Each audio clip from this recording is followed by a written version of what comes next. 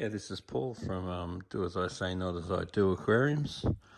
What's going on here is this tank here is about a month and a half old, and it's got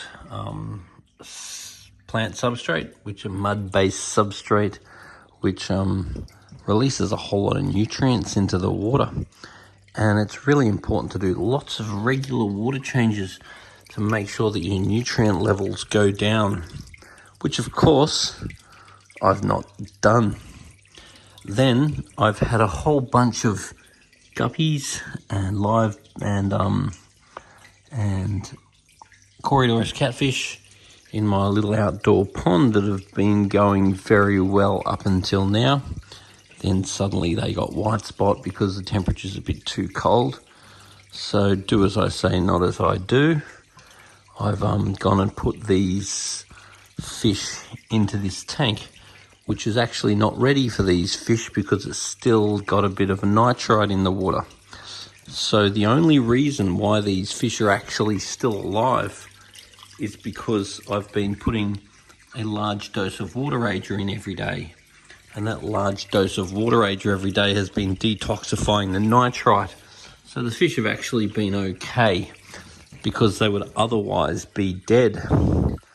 Now the other thing that I've done in this tank here from Do As I Say, Not As I Do Aquariums is I started this tank up using slow growing plants. Now if you have fertilizer gravel, you should definitely not start your tank with slow growing plants, because the fertilizer gravel has a lot of nutrient in it. So you really should use fast growing plants in order to suck up the nutrients. Otherwise the plants just stuff up like this due to too much nutrient in the water.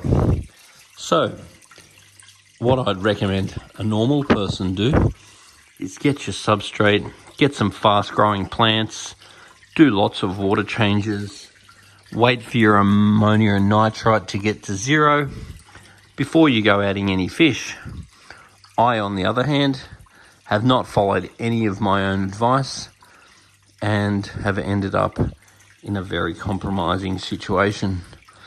But anyway, I'm not going to let that bother me.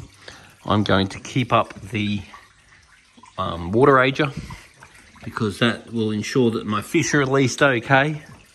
All the fish that I've saved out of my pond are all doing quite well. The other thing that I'll do is start doing water changes, and then within a relatively short period of time I should get this under control. I'll then try to resurrect any plants that I've got left, and I'll introduce some fast growing plants. Every time I've thought about putting in plants from the shop, I've been distracted and not bringing any home, or I've selected days when we have not had an abundance of fast growing plants.